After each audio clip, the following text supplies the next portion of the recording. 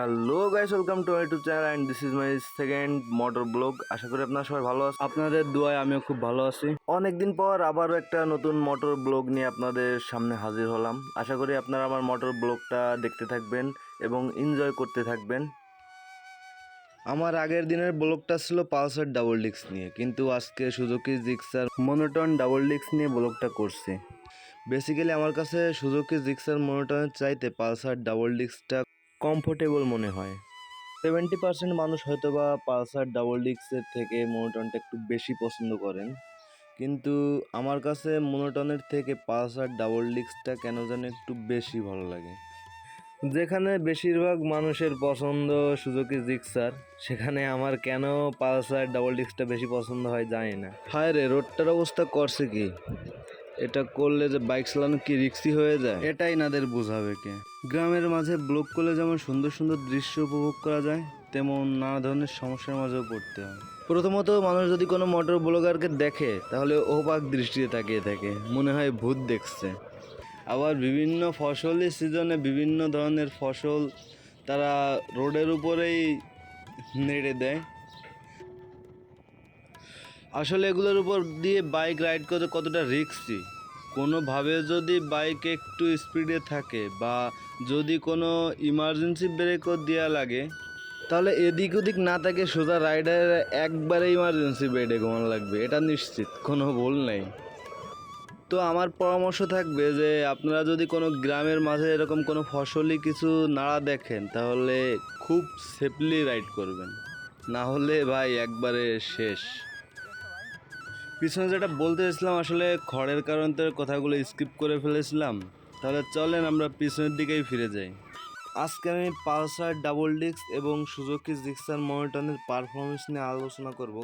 আপনারা ভিডিওটা দেখতে থাকুন।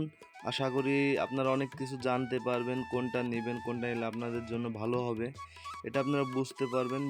সো গাইস, দুইটা বাইকের সম্পূর্ণ রিভিউ জানার জন্য আমার ভিডিওটা স্কিপ না করে সম্পূর্ণ ভিডিওটা দেখতে থাকুন, তাহলে আশা করি অনেক কিছু জানতে পারবেন। আর আমি আপনাদের পছন্দের এই দুইটা বাইকের কিছু গুরুত্বপূর্ণ বিষয় তুলে ধরার চেষ্টা করব।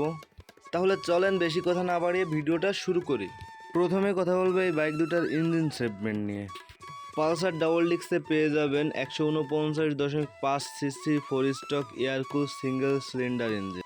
ম্যাক্সিমাম পাওয়ার পেয়ে যাবেন 14 BHP at 8000 RPM. Maximum torque পাবেন 13.4 এনএম অ্যাট 6000 আরপিএম। অন্যদিকে জিক্সার মনোটনে পাবেন 154.9 CC 4 stroke double cylinder 2 valve air cool engine. Maximum power পাবেন 14.6 বিএসপি অ্যাট 8000 আরপিএম। আর ম্যাক্সিমাম টর্ক পাবেন 14 নিউটন মিটার অ্যাট 6000 আরপিএম। এখন একটি বাইকের ইঞ্জিন ও পাওয়ার পারফরমেন্সের পরে খুবই গুরুত্বপূর্ণ একটি বিষয়, ব্রেকিং সিস্টেম।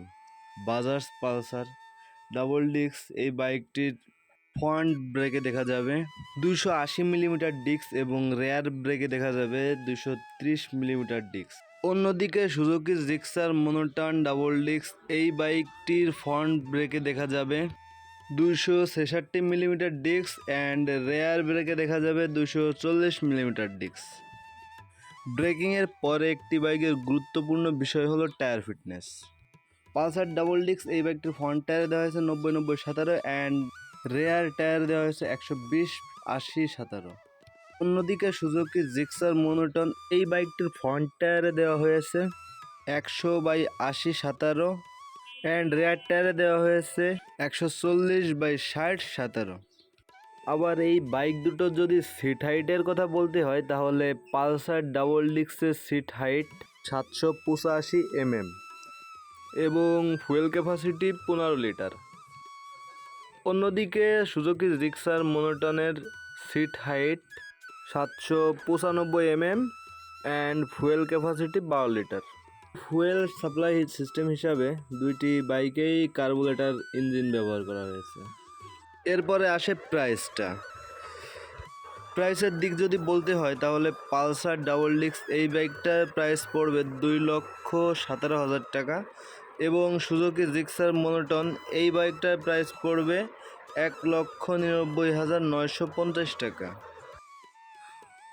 আশা করি জিক্সার মনোটন ও পালসার ডাবল ডিস্ক এই দুইটা বাইকের কিছু গুরুত্বপূর্ণ তথ্য আপনাদের দিতে পারছে।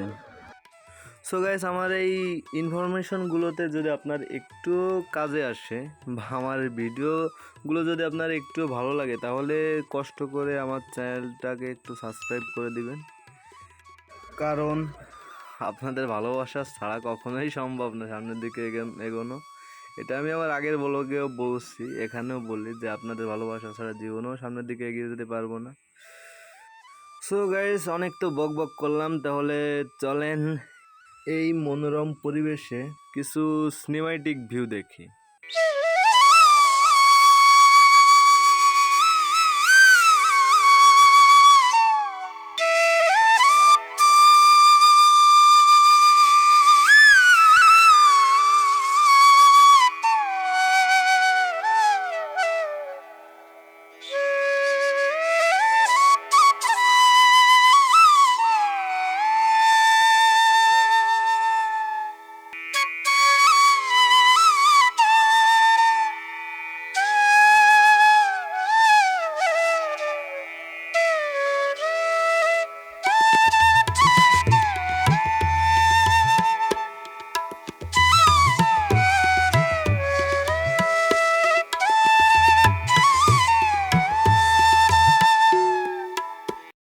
সো গাইস, এত সময় আপনারা গ্রামের কিছু সিনেম্যাটিক ভিউ দেখলেন।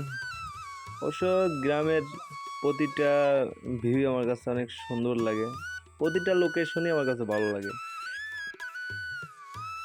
আর কেন যে এতটা ভালো লাগে সেটাই জানি না এতটা ভালো লাগার কারণ কি। হয়তো গ্রাম সবারই ভালো লাগে, এজন্য আমারও ভালো লাগে, কিন্তু আমার ভালো লাগাটা মনে হয় একটু বেশি। আর গ্রাম আপনাদের কার কতটা পছন্দ কমেন্ট করে জানাবেন। যদিও গ্রামে মোটর ব্লগ করতে একটু সমস্যা ফেস করতে হয়, তারপরে আমি নিয়মিত ব্লগ ভিডিও আপলোড দেওয়ার চেষ্টা করব যদি আপনারা পাশে থাকেন। আর আপনারা যদি আমার পাশে থাকেন তাহলে ইনশাল্লাহ প্রতিনিয়ত আমি ব্লগ ভিডিও আপলোড দিয়ে যাব। আমি আশা করি আমার চ্যানেলটা যেহেতু খুবই ছোট আর আমি যেহেতু একেবারেই নতুন, আপনারা আমার চ্যানেলটাকে অবশ্যই সাবস্ক্রাইব করে দিবেন। প্লিজ প্লিজ প্লিজ গাইজ, আমার চ্যানেলটাকে অবশ্যই আপনারা সাবস্ক্রাইব করে দিন। আপনারা যদি আমাকে সাপোর্ট না করেন তাহলে আমি কিভাবে অনুপ্রেরণা পাবো আর কীভাবে সামনের দিকে এগিয়ে যাব। আমি এখন আছি গোপীনাথপুর নতুন রাস্তায়, আর এই নতুন রাস্তা দিয়ে একটু সামনে গেলেই কাজী কলেজ দেখা যাচ্ছে, সামনে কাজী কলেজ। তো আমি মোটর ব্লগ ভিডিওটার বেশি বড় করতে চাচ্ছি না, অনেক বেশি বড় হয়ে গেছে।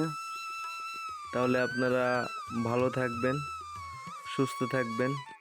আর আমি আমার পরবর্তী নিউ ব্লগের আমন্ত্রণ জানিয়ে এখানেই শেষ করছি। আল্লাহ হাফেজ।